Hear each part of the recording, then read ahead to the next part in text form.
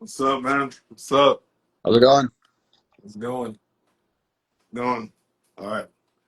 My name is Seville Hayes, or 619 Sevs, and here we got. Go ahead and introduce yourself. Alexander, and I go by Bankrolly online. For sure. Gallo, right? hmm Yeah. All right. So I think today's conversation we're just going to talk about rehab recovery and like get in that mindset once you endure some kind of injury or something like that, and recovering from that, and then just talk about life stuff in general. Um, hmm you want so I have you on. You're a great candidate for this conversation because you suffered like great injury, right? And you're probably still dealing with some Yeah, stuff. I definitely.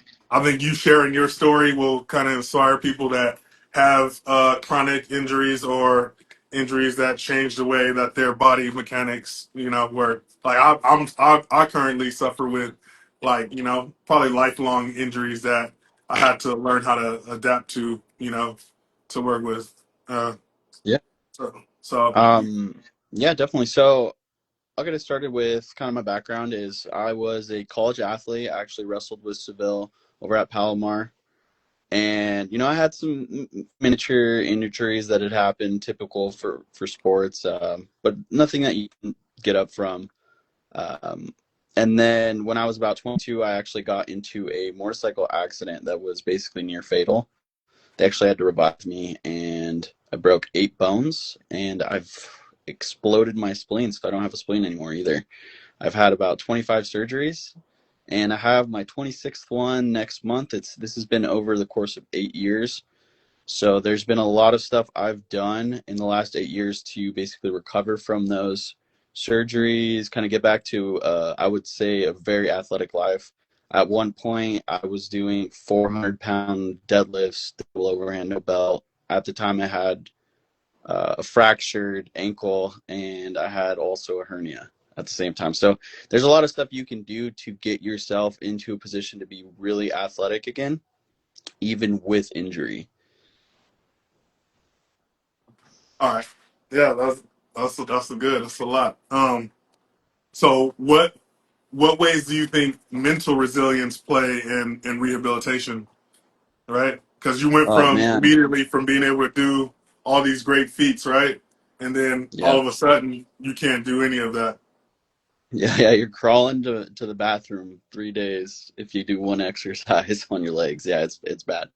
Um, the resilience is definitely it's something that you're gonna have to just deal with. It's like getting to a point in your mind where you won't die. Essentially, you're like, well, if I'm gonna die, I might as well die fighting because I'm not gonna live this life the way it is and be depressed all the time. I'm going to do something to do something about it. So Okay. getting through those things to get back to athleticism is you just kind of have to push through it. I would say there is a point where you can't do anymore, so you plateau just by mental resilience. You will plateau. You need to learn some things about yourself and the recovery process and therapies. So I can get into more of the therapies that have actually helped me recover intensely well. It just depends on when you want to get into that. Okay, we'll probably touch on some of that later. hmm All right. And I know it's a long process, right? The road to recovery is a long process. Some days are going to be better than others. Some days you're going to feel more like yourself, and then other days you're going to feel like, what the hell happened, right? Yeah. How did you stay motivated? What was something that drove you to continue? I'm, there's definitely a lot of times where I just was like, saw David Goggins do it, and I was like, gotta just go Goggins mode. You can't stop. You just gotta get up. Can't be a pussy. When things are against you, you just gotta hit the road and you gotta do it and see actually how far you can go. Because a lot of times your brain is saying you can't when you really can do maybe even 2 to 3 times more. Oh, for You're not sure. out until you're really out. Oh, for sure, man. Like I'm on the road to like trying to regain my athleticism and stuff like that. like, and this is in comparison to myself, not to other people, right? Because some people Mhm. may look at me and feel like, I'm ahead of them or whatever. But I'm speaking from my personal experience, right? I'm I'm trying to gain some of that functionality, right? Moving my body with weight, versus just staying static and like bench pressing or standing up Right. setting up and squatting down with a lot of weight and stuff like that. I'm relatively still strong, but I'm not as strong as I once was. And when I start doing these functional lifts and stuff that I've been doing lately, I really have to drop the weight, and it's really hard. So you Yeah. you want to jump back in and you want to feel strong and be strong, but I'd rather take a couple steps back for the long term goal. You know? Definitely. I want to say it's almost boring to be in the stabilization phase. I'm not sure if you did your NASM PT or something like that, Yeah. but basically restarting, building that foundation, it's incredibly boring and it's incredibly hard for no reason. You're like, why is it so intense to do 15 pounds on a curl just because I slow it down? Oh yeah. And then, it does help you skyrocket later, but those stabilization phases definitely do help. A lot of things that weren't talked about in the book is, obviously stretching is covered, but the depth of stretching for physical recovery is insane. It doesn't just stop at myofascial release. You need to go deeper and you need to do things like the Graston technique. I'm not sure if you've heard of it. No, I'm not. It's actually causing micro traumas inside of your fascial tissue. So, say you have like a scar or a tear, basically you're super exciting the area, breaking down the collagen. That's the super hard tissue causing the Hard problem, tissue. making it a little, yeah, making it a little more elastic, and then it's able to fill in those gaps with new collagen as well, and basically realign the fibers. So a lot of the tension in your tissue is because the fibers are just knotted up like crazy. So that's something I've had to do for the past, I want to say 5 years. I started doing it. I started to see some real results with just opening up my actual body because the amount of scar tissue from all the surgeries does basically twist you up. So like, have you done like scraping and stuff like that? Like that kind of Yeah, stuff. yeah, it's a form of scraping. I wouldn't say that intense because Hmm. you see those bodybuilders do it and their whole back is purple. Yeah. Yeah, just seeing it to that level, I don't think I could do or handle. And for scar tissue like I have, it's more of like you got to hit the top layer and then come back to it. You got to keep working the top layer, then you're going to go a little deeper, and that's over the course of months to years that you're going to start to finally see some breakdown of that tissue. Those guys are just, I don't know, they're on some gear that are doing some certain things that Yeah, most of us aren't going to be taking, so we're not going to see those same results. for sure. And all right, so I was an athlete. You're an athlete. As your time as an athlete, right? In going through rehabilitation, do you feel like you learned more from like rehabbing your injuries than you did as an athlete? Because I know it's a learning process, right? You know some Yeah. stuff, you know how your body works, but when you're in like perfect physical health, right? That's one aspect or one perspective versus like you're building yourself back up and you have to learn all Yeah. these new things. Like, Yeah. So I think that there comes a point where your body, when you're healthy, if something happens, you can kind of, tough it out. You're not going to really notice it. But when it passes a certain point, then you're going to actually have to really have a deep understanding of the tissue. So it's like if things got worse, it could be better for you actually, because then you're going to learn what's actually causing the problems and be able to fix them. Like say, you have knee pain or your leg goes numb here and there, you'd be like, it's kind of bothersome. But if it was happening every day, you'd be like, well, now I'm going to go to the doctor. And the doctor's going to be able to tell you, oh, you have sciatica and you need to do these stretches. So mhm. sometimes it's better if it gets worse than if it stays the same. All right, And and and there are times where you can get worse by doing more, which I like to do. that's like there's a fine line, right, between doing too much and not doing enough. And Hmm. that's always going to be it. Where when I go to my doctor and stuff like that, and we're working on stuff, we implement things like if I go to a chiropractor or a PT, and we're implementing things like that, and there is that fine line, right? Because when you're feeling good, you want to do more. You're gonna Hmm. push all the way up to the limits, and then either later that day or the next day, you're like, I went too far, right? I I do that all the time, and that's why I keep having surgery.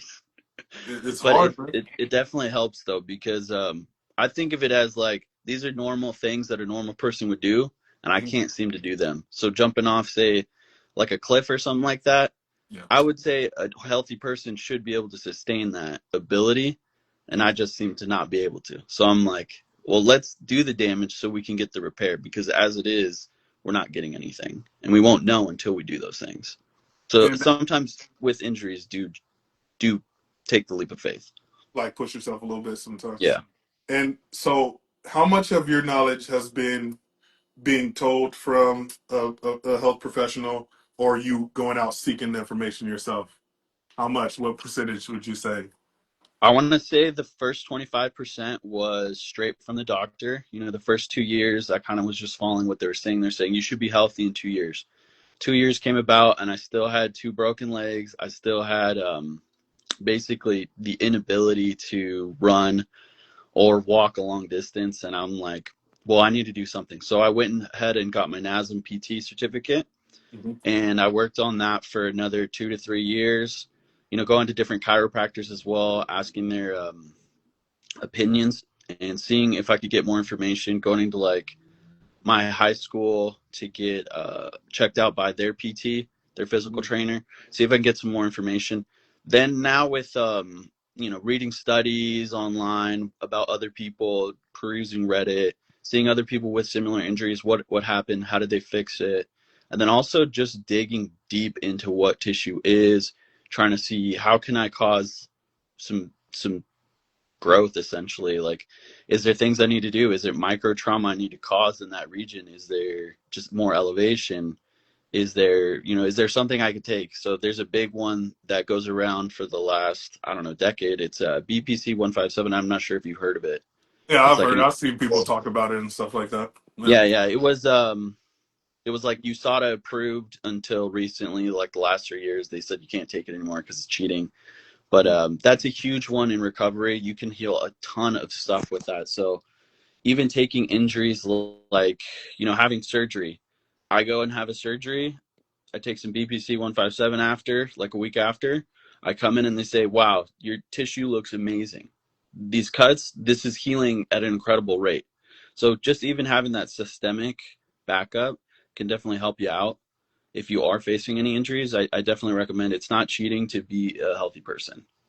So it helps repair muscle tissue. Is that what you're saying? Muscle tissue, collagen tissue, tendon tissue, I would say just about everything. Wound healing, everything kind of relies on the blood supply, and this is a angiogenesis, so it's going to just cause you to have blood vessel growth and repair of damaged blood vessels. A lot of the times, your bruises or things like that, those are damaged blood vessels. Yeah, I think people. I think I've seen people call it like, was it Wolverine? So Yeah, syndrome, the something Wolverine like. healing stuff, it Yeah. definitely is. You, if you do go that route, I do want to say, you know, check and see if you have any medical history that could basically run into it. There's other peptides like TB500, things like that, that do have problems for people with kidney issues. So, you know, always know what you're gonna do in Yeah, advance. go Don't check just with a blindly go. health. Yeah, Go check with your medical provider. Make sure all the stuff, whatever you want to do, is safe. Um, exactly. mhm. What advice would you give somebody that's afraid to return back to training? Like they're just like, the amount of pain that they've suffered, and they might like, even for someone that's relatively healthy, right? As a trainer, when you get people that come into the gym and for the first time to train and they've never trained before and they get a little bit of muscle soreness, you might Mm. not see them for a few days, or You you might won't. have to like, You won't. bug them to get them back in the gym. Yeah, I've So definitely seen that. Just taking people through simple calisthenic workouts, even like holding the bar, you know, dead hangs. And then, you know, if you get someone on there and they do a minute and they've never done a minute, their whole back is going to be sore for a week. And they weren't doing anything really. They were just holding on. To get them back in, I think it's more of you need to know how to recover after an intense workout. And I see it all the time. I train my girlfriend, I train myself. I have things that happen afterwards where, dang, I'm really sore. Mm-hmm. And I know that I just got to stretch the muscle out to help get the knots out. And I almost feel instant benefit within, 3-5 minutes where I'm like, I couldn't rest. You lay down and you're like, I'm getting kind of like high heart rate. I can't slow it down. Mm-hmm. And then I have a little stretch and then I'm like, wow, I can actually relax. So I think to get people back in, you need to teach them how to deal with that experience after. The post recovery is everything, even in a simple workout. It's a big deal. But let's circle back to some of the treatments that you said that you tried. Let's just go over a few of Mm-hmm. those. Like you gotta go like list them off and then go through each one. So I did try a PRP injection, and I didn't see much result from it just because the injuries that I do have are a little deeper than surface injuries that most people typically get it for. They do get PRP. They're getting it over the time of 6 months. I only did it a few times, and I don't have that kind of money to just spend What every is week. PRP for? I don't know what it Uh, is, and then for other people that may not They know. basically they take your blood out, they spin it, and it causes the platelet-rich plasma to Mm-hmm. rise to the top. It has all your nutrients, some possible stem cells also inside of it, and all those growth factors. Mm-hmm. And then they take that and they inject it in your injury. If you had, say, MCL tear or something like that, it's good to have a ton of blood in that region Okay. because all those growth factors are going to help put that back together. And a lot of times, say for like an MCL tear, ACL tear, your blood supply just isn't, those capillaries aren't very big. So it's not getting the nutrients. That's why it's not growing back. Your body has great ability to repair itself Mm-hmm. when it has blood, essentially. Okay. I think I might have seen BPC, somebody post about that recently. yeah. Yeah. Yeah, BPC 157. I've actually used it back when I was in college. I don't know if you remember, but I used to have to tape my wrist. Mm-hmm.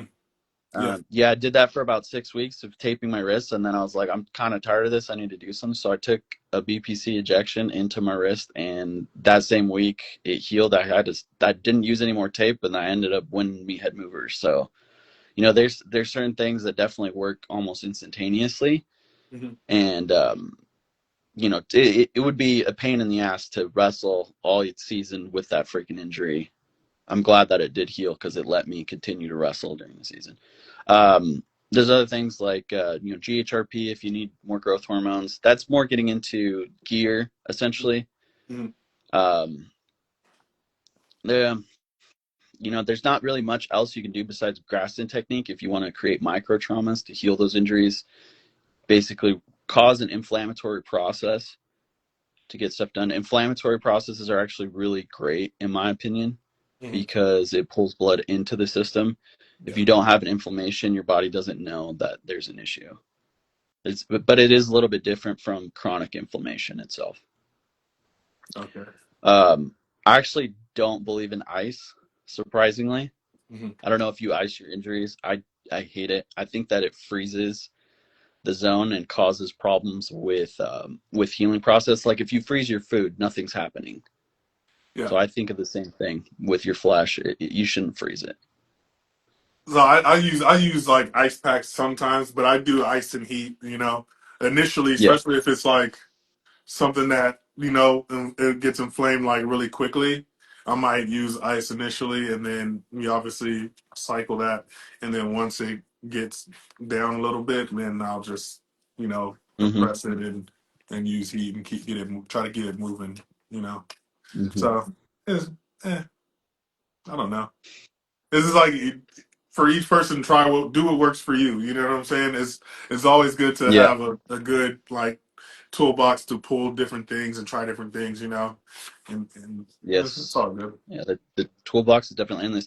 Have you ever noticed? So you said you have flare-ups from your injuries in the past. Hmm. What did you end up doing? What did you learn about them to basically have you fixed any of your injuries, or are they just going to continuously come back chronically? So I have a back injury, right? I injured my back, and what I did is like physical therapy, right? A lot I had to strengthen my core, and then typically if I focus on core work and stuff like that, it kind of reduces the flare ups like in my back and stuff like that. Hmm. But then if I those are boring, right? So we don't always keep up with it and things like that, or you might take time away from doing certain things and then you jump back in. I might go be inactive for a while, right? And then I'm like, I need to get back in the gym, or I need to get back to jujitsu, or whatever it is. I need to get back to it, and then you don't strengthen your core muscles, so you lose the ability to stabilize, and then it aggravates like Hmm. my back injury, for example, or like I injured my hand and wrist, right? It's it's use and overuse, so it's like they're chronic because they come and go. They may not always like bother you or like affect you to where it interferes with your life or your ability to do things, but Hmm. they may pop up here and there, and Yeah. as we age, right, like I didn't always have these injuries, right? I used to be young. I used to be able to recover quick, like even if I got injured or hurt, I was unaffected. Like I'm starting to feel stuff like that I injured like in high school, that are becoming Yeah. chronic now. And like I went a period of time where it didn't bother me at all, but now like before I didn't even really have to warm up, right? If you go to the gym or you're gonna get ready to work out, you could just jump right in and then start working out.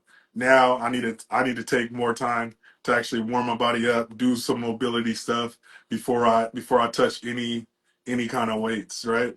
And I'm Would actually you starting to. Huh? Go would ahead. you say that you wish you were doing that stuff when you were younger, just to create like a injury prevention situation? Um, yes and no, because I don't feel like the injuries were caused because I wasn't doing those things. The injuries were like we were in a contact sport, right? Hmm. Football, wrestling, stuff like that, to where you're running full speed into people or you're slamming people and stuff like that, or in the military where, you know, it's just like you just do it. You do it. It's like you're not thinking about, you're just doing it. So I feel like some of those would have happened anyways, but I think I'm glad that I'm aware of where my abilities are, and I have to be comfortable with myself as far as like ego lifting, right? Like Right. I'm my muscles. I have enough muscle to lift a lot of weight, but then I have to think about like my joints and stuff now. Like, is it worth it? Like, am I gonna like risk versus reward? All right, like I've done more weight than this in the past. Me doing it today, is it gonna benefit me at all? No. Hmm. So then it's just like, don't do it. Get some Yeah. enjoyment. Like now I'm challenging myself to learn like kettlebell flows and stuff like that, or I'm doing barbell complexes that I used to be able to do, and I'm using it to regain my athleticism and stuff like that. So it's Yeah. like I want my body to be able to move through multiple different planes, and I want to feel. It's more about a feel than my ego. I want to feel good when I'm doing these things. So it's like Right. you use a moderate weight and just keep going through the motions and fine tune the technique and stuff like that. I think it gets to a point where longevity is the priority rather than strength. For sure. Like I don't even want to. I'm a big guy. I want to lose weight. I want to be lean as I age. Like Hmm. be able to do more, be able to go run, and be able to do multiple different things. Interestingly enough, we're actually only in what, our 30s now. So Yeah, what, 10 years ago we were trying to shoot for strength, and we strength have and maybe size. 50 to 70 more years to go, and now we're like, okay, now I want longevity. And we're only 30. What you were like what 200 two? What did you get up to when we were wrestling? Um Like or when I around was the time? wrestling, when I came back to the room after a short break, I was 205 Hmm. when I started wrestling with you as a partner, and then I dropped down to 174. But I wasn't a small 205. I wasn't Nah, fat or you're anything. big. You're big. You carry it well. Like you Yeah, look yeah. 220. for sure. Yeah, I was just I was partying a little too much, I think, going to different festivals, not eating at all during the weekend, so I We just couldn't keep it on. Just dropped all off. we Yeah. ran into each other at one of those festival things. We are in there jacked. There's a picture somewhere, Yeah. man. I know we had it from. I don't know. I don't know if I had it somewhere. I don't know, but we ran into each other. It was fun, man. Yeah. It was I think one of the LED events. But yeah, I did end up gaining a lot of the weight back. I was 210 right before the crash, and they said that my weight in general combined with the amount of muscle I had, so I was like around 8 to 10% at the time body fat. They said that's the only reason you're alive, essentially. Okay. So having very strong muscles Mhm. will save your life. I will say that. And there's a correlation between muscle mass and longevity, but that's like that's a whole nother Hmm. conversation. Yeah. Actually, right? So, um, what was I gonna say? How much do you weigh right now? Dude, I really don't know. Maybe 180. I've been trying to stay at 180 just because it's easier on my joints in general. I Mhm. did get a knee arthroscopy last year, and I just want to stay at the lighter weight, stay really lean, healthy, kind of in the middle zone of my BMI. That way, I could just be long term on my joints. I know they're already kind of showing signs of osteoarthritis, Mhm. possibly just because the sheer amount of trauma that they have encountered. So Yeah. I just want to make sure that they last longer. For And if you are going through joint pain, I do recommend just leaning out. Yeah, yeah, that's my goal, man. Because you could feel the difference. I could feel the difference walking around, walking up and down stairs. Like I started doing box jumps again. Jumping up is fine. Jumping down off the box, I'm fucking Oh, heavy. man. Yeah, yeah, yeah. So I definitely that's a goal of mine is to definitely drop weight. Um, I think we asked enough questions about that. I wanted to talk about like we're getting older in age, right? Like I've started a business, you're starting a business and stuff like that. How Mhm. did your mindset from being an athlete, going through the recovery, how did that help prepare you for business? Do you feel like that gave you any kind of benefit to help? I think the biggest thing it wasn't t- necessarily the athleticism because we get into sports and we become the champion and then we're like I could be a champion in everything, so you get the ego. Hmm. um the injuries have actually, I felt like, helped me more, Yeah. just dealing with the daily struggles of like it's a really long road and you have to be very patient to see the results, and it has to be a daily practice of doing these things, and they might not be what you want. I feel like that's a little bit different from wrestling. I don't want to say I've always been really good at it, but Hmm. I started varsity my freshman year Yeah. of high school. I started my freshman year of college. So, I felt like I've been really good at a sport. This is something completely different, just like business is something completely different. And Mhm. it's going to take time. You have to do all sorts of different things. You have to, do your product development, your research constantly. You have to develop a marketing plan. You kind of have to just keep picking up knowledge. And it's not like a practice where you have a coach, where you show up at 3 o'clock every day and you're out at 5, and then you're free to do whatever you want. It's a daily thing. You're always thinking about it. And you're saying, how can I make this better? How can I garner the attention I need Mhm. to take this to the next level? And it's almost like, throwing things against the wall constantly, but you don't want to throw the wrong things against the wall and Well, it's cause being the like wrong being self-aware. Like PR. so you Yeah. so you start you started said you need to be patient, right? When Hmm. you're on the road to recovery or rehabilitation, you have to be patient. Then you have to be self-aware, right? What are your capabilities and stuff like that? What Hmm. can you actually do to help the process along or change to make it more ideal for whatever the goal is. And then I think also we talked about it what I would classify it as sustainability, right?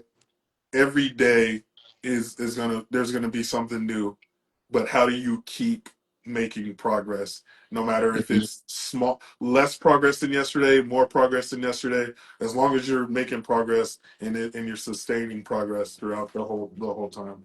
I think I think that I think that those two things have something in common, right? Like you went through some trauma, right? That most people, I can't even imagine it, right? All the It's all the yeah, all my injuries happened like it wasn't like one event caused majority of my injuries. Mine's happened like this happened there, this happened like a year later, like over time. Now I'm dealing with multiple injuries and stuff, and I had to go through each of those phases gradually versus like you going through that accident and you having to deal with all these things at once. yeah. There was a It's, lot of crawling before you could walk, before you could run. I still can't run, so I've tried. I've gotten to points where I have gotten good runs in, and then I have to deal with problems of running what because what it's just too heavy of an what what exercise. what do you do these days, like for exercise? What can you do? Um, Before I did this surgery, I actually got up to being able to move like maybe 30 seconds at 6 miles per hour Hmm. before like the injuries would start acting up and causing like muscular misfire essentially. I want to say my body likes to misfire just because the signals aren't firing at symmetrically essentially because one side has a fracture and one side doesn't. So just dealing with those things. A lot of my stuff that was doing was dead hangs. I love dead hangs. I think that increasing your grip strength over a certain amount of time actually has a direct correlation to boosting, say, your pull ups. So if you just did dead hangs and you got up to 2 minutes dead hang, I think that you could double your pull ups almost immediately. You know, usable workouts. Dips. I have I have a huge problem with dips because I broke my right arm. Hmm. So if I stop doing dips, I won't be able to do a single dip. So you have to And do a then little bit every day, or what? if I jump on, well, I don't go all the time, so I have to deal with these recoveries. But when I finally get back into the gym, I won't be able to do a single dip. And then, if I do the negative, it burns like hell. By the second week, I'll be able to do 15 dips. So it's that bounce back with pain, Hmm. your body acclimates for some reason. So Okay. also with your injuries, you need to know that they're kind of, I want to say, limiters set on you Hmm. to make sure you don't injure yourself, but they're not necessarily actual limits for your body before it's injured. So it's like my body's telling me I would get injured if I did a dip, Hmm. but then in 2 weeks I'm doing 15 dips and I'm not injured. Oh So yeah. it instantly wants to reset back to not being able to do things. But you can surpass those. Those pain thresholds aren't necessarily actual thresholds. Oh yeah, for sure. I do it all the time, man, and that's how you overdo it, right? Because I don't know. I posted a video where I was doing like a heavy squat while I'm doing it, right as I'm building up to my working sets or whatever. Um, is the weight is moving fine, like, or I'm like, hey, like it's taking me a little while to get warmed up today, but after you get to a certain weight, you're like, oh, that moved pretty easily. Let me add weight. Or as I'm squatting, as I'm doing the squat, I'm like, this sucks. And then you have a number in your head, right? It's like I need to get 3 reps. On the first one, you're like, this sucks, and you're like, I need to finish. It's painful, but I want the satisfaction of finishing. So Mm-hmm. I like grind through the reps, and then after the set, I'll sit down like on a little bench or a little seat or whatever, and I'm like, that sucks, and I'm like, I still have one Mm-hmm. more set. I still have one more set of 3. It's like I can't fucking quit now because you know what I'm saying. I came in here with like this is already written. Like I already told myself Mm-hmm. I'm going to do this, right? So Mm-hmm. then I do it, right? It was painful, right? I just grind through it, and then after. the after effects of it is like my dumbass. Like, why did I do that? Like, why? Like, not that day, because I was like, all right, I did it. I kept my word to myself. But the next day, got a little fucking hip pain. Right, my lower back is fucking tightened up and everything like that. And I'm like, I should have just stopped early. Why? A But lot, yeah. A lot of my things have actually happened because I like to do more endurance work. So something like 1,000 squats in a day, or 1,000 push-ups, or a burpee mile, then run 10 miles. And the sheer amount of activity it's painful from the beginning for me, right? mm-hmm, But I get through it. I do it way slower than everyone, just because I'm gonna be way slower. At the end of it, it feels good. I feel like crap for like 3 or 4 days, but I forget what it was to be weak, essentially. A lot of my injuries post my surgeries have been because of these exercises. So I've sheared just about every single screw in my leg in half from just pushing it beyond. So I've had a lot of these surgeries are to just remove hardware mm-hmm, um, afterwards. So yeah, you can definitely go further. Um, and that's why I always say, like, go further, get injured in a certain situation. A lot of the times you'll be better off if you push past, because it will remove the situation. So those hard pieces of hardware were bothering my leg. They took them out after I sheared them, mm-hmm. and now doing those exercises isn't as hard. Okay. So sometimes going beyond and getting, say you had a minuscule back injury and you pushed your squat to a little bit more than you've used to, and you hurt your back even more. Mm-hmm. But now you go to your PT and he says, "Oh, you need to do this stretch." And now you never see that back injury again. Yeah. So now you can go and you could do that 500-pound squat and not ever have to worry about that injury again. So a lot of times, that's why I would say you should push yourself even when you are injured. Mm-hmm. Getting more injured is sometimes better, For because sure. that'll push you to learn more information. And you learn more about your body and stuff too. Like last night I went and I did like a leg day and I didn't really want to use much weight. But normally I pre-exhaust and then I go do like hack squat or if I'll do my um compound movement or whatever. So I'll do like the leg extensions, leg curl. I'll do all the accessory stuff and then go like pre-exhaust and then go do that stuff so I don't have to use that much weight. But everything was Mhm. taken and I'm like ready to get out of there. So I jump on the hack squat and for like 2, 3 plates. I'm doing it, and there's like I can't. There's no stimulus to my legs. Like I'm doing Mhm. it. My joints and stuff are waking up. They're like, hey, like going through the movement and stuff. But I'm like, I need to add more weight because I can't. It's like I don't feel like I'm doing anything, right? And I add more weight, and then eventually I get to a weight to where I'm starting to actually feel the weight. I'm like, okay, this is how it's supposed to feel, and I get through it. And it's like knowing, but I knew why. Like I knew why. Like okay, I have to add more weight because I didn't do this before. And then I don't really like doing that, but I did. I ended up getting a workout, and then I knew after I did like maybe like 2, 3 working sets, I'm like, all right, I need to call it here. I don't need to do I don't need to do more. So it's like that fine line of because you get kind of afraid because you're like, I know I'm gonna pay for this if I don't do make the right decision right now, but I need to Mhm. get a workout in versus like not doing it. So it's like, you know what, I'm gonna just do it. And I feel I it. definitely train differently now in the gym. I don't do I don't go for endurance in the gym. My gym training is a little bit different Mhm. than like my calisthenic style. If I'm going to the gym, I'm actually only doing 2 sets Yeah. per lift. Yeah, I kind of adopted the Mike Mentzer. I know he does it a little too crazy. He does like supersetting with those 2 sets, but I do my warm up set, maybe 12, and then I'll basically push it to the max every time, 6 reps to 12 reps of whatever weight, and I want to be failing somewhere in between there, and then I do end the set like Mhm. another. I just try to do one more rep with the machine at the max weight.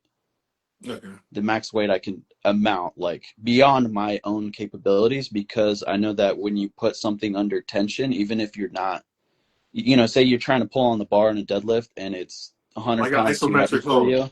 Like an Yeah, isometric I'm hold, just dude. trying to overload the muscle to cause firing. And surprisingly enough, if you put me on, or well, about a month ago before my surgery, if you put me on any of the machines on the last set, I could probably push the whole set, like the whole stack, which was odd for someone like me, 180 pounds. Kind of seem a little fat right now. I'm probably like 15, Nah, 16, nah, fuck that. 20%. There's strong people of all sizes. There's some people that are like in the gym. You go like if you come across people, especially like on the internet, you see it all the time. It's like Mm-hmm. smaller people that are fucking crazy strong. Like I train. What one thing about me is like I train so many different ways. I don't train the same way. Like I'm not in any organized sport, so I'm not training specifically for anything, right? Like right Mm-hmm. now, I'm trying to gain more mobility and stuff, and more functional strength and stuff like that because I want to do that for jujitsu. But in general, though, I just like lifting, so I go in and I do what I feel, right? Mm-hmm. For the most part, like I go and I do stuff. I do a bunch of variety. Like if I have short time, I'll do like two sets of this, two sets of that, and then I'll kind of take that same approach. But it's not like that's like when I have like 30, 45 minutes, or a quick 30-minute workout or 20 minutes, and I only can get so many sets. I'll do short rests, and I'll just be like running from machine to machine, try to get like three exercises in and get out. So I Mm-hmm. understand that approach, and it's hard, man. It's hard. Lifting heavy weights is fucking fun, and I I understand it, and I really want to dial. I do some endurance type stuff too, but like I'm fucking 290 pounds, so lightweight to like what most people would consider lightweight. Like I'm not even exaggerating. It's like sometimes I need a there's like on bench 225 isn't gonna do shit. I need to do like Jeez. 275, 315 in order to actually do it. Or else I'll be sitting there. It'll be taking so much time, right? Mm-hmm. Like I'll be in the gym forever because you'll be doing 30 reps. If I'm having to do 30 reps, like I should probably That's also something increase them. different too, because that doesn't necessarily build muscle the same as the overloading with the amount of weight that you put on. 30 Yeah, reps is more towards cardio. yeah, like that's same, and I'm not necessarily trying to build muscle or anything. I this year though I am. My goal is to hit a 500-pound bench if I can work up to that. I want to be able to do that. That's good. So I'm going to try to do that by the end of the year. That's a goal of mine. But yeah, sitting there doing 30 reps, like when I'm getting bored in the middle of the set, like and it's going to be like the first fucking 15 20 reps aren't gonna be anything like, and then I'm gonna start getting tired. So it's like increase the weight so I can get that stimulus a lot sooner, and then I'll grind it out. And I just have Mhm. it's like time. Like I'm a dog, I'm a busy person, so I have to like manage my time. Or if I did that for every exercise, I'll be in there all day. Um, I don't know, man. I think we covered a lot. Yeah. Um, Do you have any other questions about business or anything like that, or my business? yeah. Well, tell us what your brand is and stuff like that. I want you to share that with people. So I'm actually wearing it right now. So this is one of my pieces right here. It's a real $100 bill inside the sweater right here. You can actually see it. I'll try to get closer. Do you see how it's like? It's got some motion to it. So it's an actual $100 bill. Yeah, it's an actual $100 bill inside a sweater, and it kind of I'm more of along the lines of like starting out. I do have the inventory. I do have some designs that I have some improvements to make to it. Mm, And if you guys want to get a part of the program, go ahead, talk to me. We'll figure something out. I'm always looking for people who kind of just want to become a part of like a collective, essentially, mhm. because I have things I want to do with other people. I want to work together with other people to build this up. essentially. I know I'm not going to be able to do this on my own. It requires a team effort from a lot of people. And so right now I'm kind of at that building stage of just finding the right people to be in touch with. A lot of the stuff I've had to do has, I have to find a freaking video camera or The like a videographer. Nikon, whatever. Yeah. And I don't have a photographer. Like I couldn't find one. Mhm. I contacted 10 photographers and they're like, I don't have time for this project. Yeah. I had to So go what? buy this shoots. It's like it's a big thing to start out. It's something you've never done. So, For sure. having the right people around definitely helps. Having even just another hand is always helpful because you're like, dude, I need a model and I don't know anyone. For sure. Just having someone show up, take some time, take some pictures can always help out too. So tell us what was the concept behind that design and like Uh, yeah well, you've seen Gucci, you've seen Louis Vuitton, you've seen them all, and a lot of the times they're just saying, "I have money, yeah so why don't we wear it?" yeah skip a few steps and just get straight to the point. Yeah, exactly. Let's skip a few steps, and when it's ruined, let's take the $100 bill out, and we still have it. Yeah, for sure. That's dope. That's dope. I know I seen it when you shared it with us and uh it's dope. It looks dope, man. Hopefully I can afford one one day. I'm gonna grab one We from keep you. building. Don't worry. They Yeah. should get better, and there's other concepts I still have in the background. I just don't have the. I'm still in recovery right now, so Trying to bring it to life. So yeah, I'm you still in have the oh, mode okay. right now until I can kind of fire forward again. Cool. Let me see.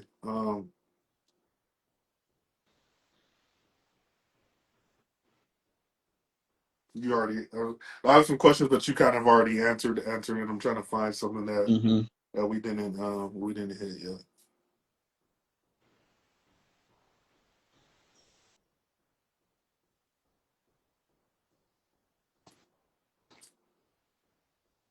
Oddly enough, when I do wear this sweater out in public, a lot of people do stop me. Like at the bars, they're like, "Bruh, what is up with your sweater? Is Yeah, that real?" Yeah, dude. it's a dope sweater. It's dope. Yeah. Um, yeah, man. I think that's it. Like we covered everything. Everything on here you kind of already hit. So would it make sense to just go over the same stuff? I appreciate you coming on, Hmm. and maybe in the future we got me back on and we just talk more about whatever progress that you've made. You know, Yeah, so, I mean, we could do 6 months to a year. I probably want to be recovered fully so you guys can see the progress of a recovery. for sure. You're gonna get back into like bodybuilding. I know you had the aesthetics back then. You know what I'm Yeah, saying? You I had it. think I think maybe in 2026 I'll probably try to break like 195, maybe 190, 195. Anything more than that, my girlfriend usually gets mad because my arms get too big and crush her when we Yeah. sleep. Yeah. You carried it well. Like I swear, like you were like around 200, 205, but you definitely looked 220. You definitely carried it well. So it's like, that'll be dope. You get back in the Yeah, gym, yeah. man. Well, Get I'm back I'm no in. Bruce though. You said what? I'm no Bruce Valdez though. Nah, Bruce is huge now. He's Bruce is mad. jacked now. He's huge. He's huge. That's Yeah. crazy. I know. I can't. I think I'm gonna have him on here and Talk soon. about his You know what I mean? controversy. Yeah, talk about it, talk about his progress and stuff and everything. Like, cause he's made a lot of. Look, he's right here. He's on here. Fucking huge, dog. Can't fuck me up though. Yeah. All right, all right, man. Hey, take care. Yep, you Thanks, man. too. Have a great day. Yeah.